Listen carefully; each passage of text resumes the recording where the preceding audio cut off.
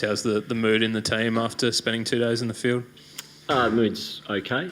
None for 20 on, not a bad start with the bat, so a little bit of work to be done with the ball, but I think you got to give India credit. I thought Pujara again was superb, wore us down, did what he always seems to do. He's extremely disciplined, extremely tough, and just he's hard to get out. And then I thought that sort of set the scene for Rishabh Pant to come out and show his skill, and I thought they drove it into us pretty well. David Saker said this morning on radio, I think, that there was a bit of a that you and the bowlers might have been on a different page late yesterday with bowling plans and stuff like that, and there was some discussion about it in the rooms afterwards. Oh yeah, we always have discussion post-game, but in terms of being on a different page, no, we know all the time. I think we're pretty clear on what we're trying to do. Yesterday afternoon, and to be fair, probably the first hour of the morning and then the first hour after lunch, we got it slightly wrong. So it can sometimes look like that, but we know what we're trying to do. Sometimes you don't quite execute, and teams can get away from you, and that's what happened. Tim, just on the pitches, the first two tests were so compelling because it felt like there was a balance between bat and ball. Yep. But the last two, it feels like the team that's won the toss has had the best of the conditions. What have you made of the pitches in Melbourne and Sydney, and would you have liked anything different?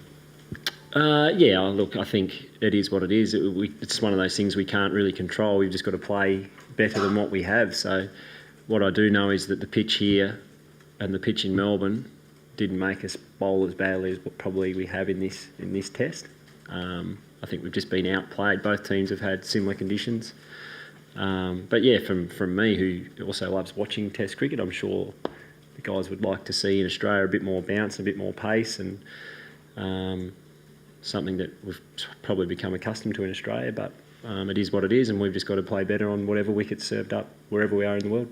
And do you think fatigue has paid anything to the performances of the fast bowlers and line after pretty much 4 back-to-back tests? Yeah, absolutely. Not so much the number of tests, but I think, as I said, the number of balls that this Indian batting lineup has made us bowl. They've made us bowl, I think, 170 overs in Melbourne and 160 odd again today. So that takes its toll, and we spoke about that right back in Adelaide. That's something that we wanted to do to their attack. We haven't quite been able to do it, and they've done it to ours. And at the end of a long series, you can get some real rewards if you can make teams bowl lots and lots of overs, and I think that's what you saw late today. It's extremely tough ask on fast bowlers and even lino to keep it coming in and bowling and bowling and bowling when you're not getting a hell of a lot of rewards. So again, you got to tip your cap to India. They've worked extremely hard for 3.5 tests to get us where they got us today.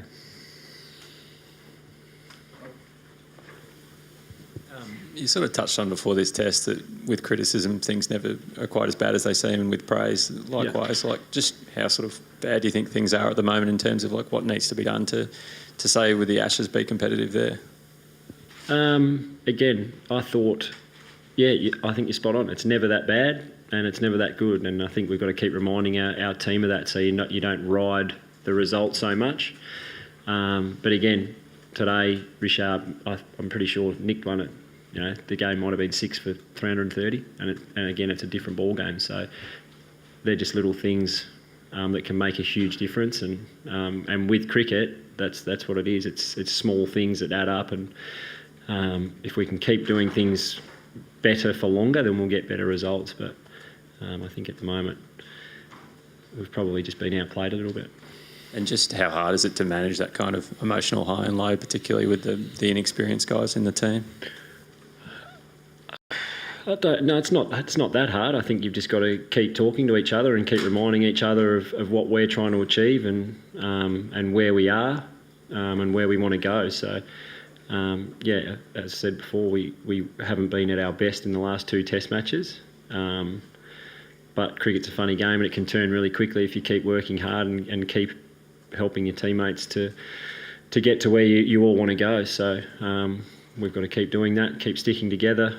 You have days and tests that don't go in your way, and it's difficult, and the easy thing to do is to throw in the towel. We certainly won't be doing that. We'll be fighting as hard as we can for the next 3 days, and as I said, cricket's one of those games. If you keep doing that, it can turn really quickly.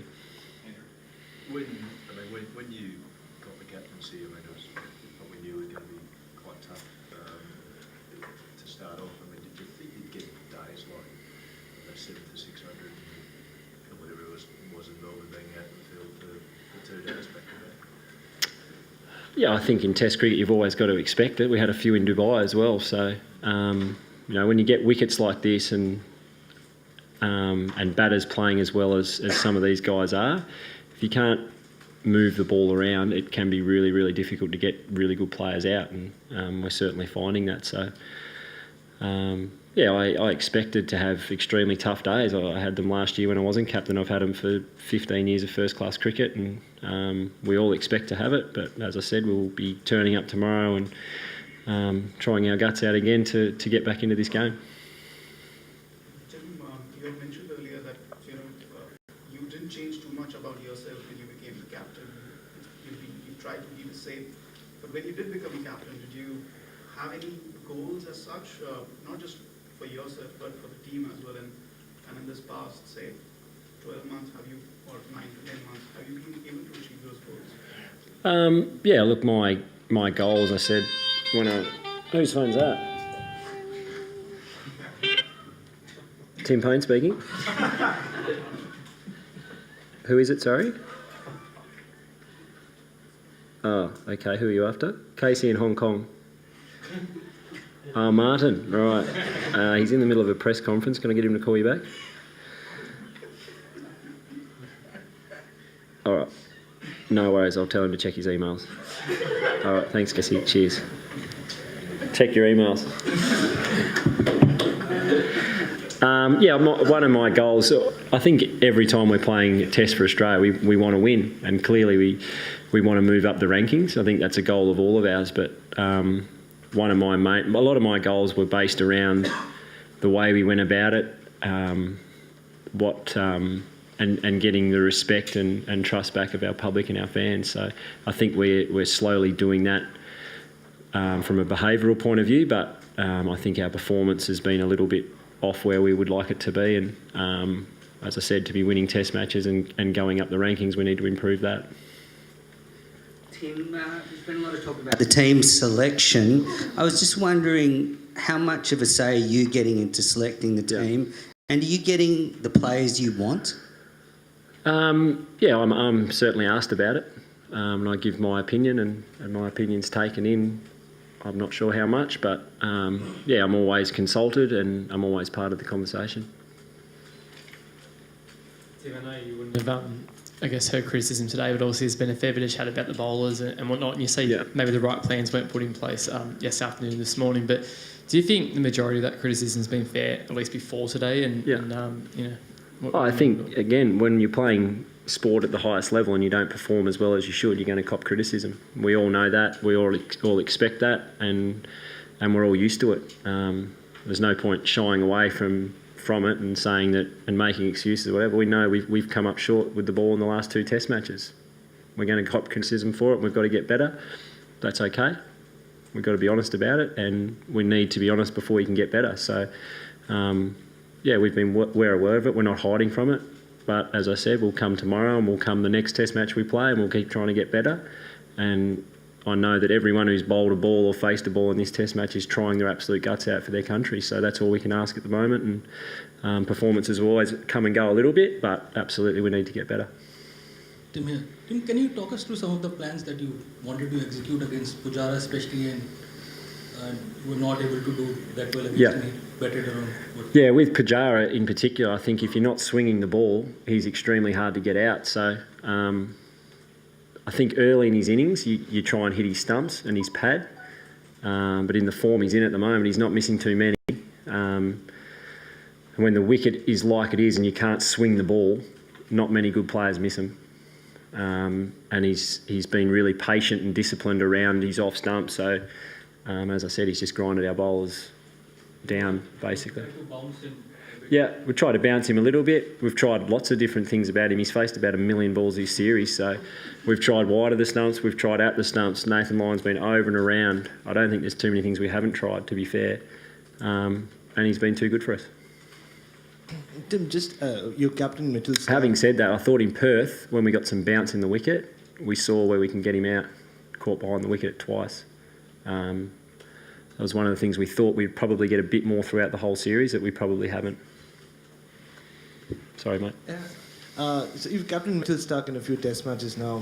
He, on paper, is your enforcer, is the quickest bowler in the side. Yeah. But when the ball isn't moving much or there's not much pace of the wicket, how do you look at this performance? Like, does he come across as someone who wants the ball in his hand? Look, I think Starkey's one of those bowlers. I don't know what people expect from him. I think his stats for his whole career have been outstanding.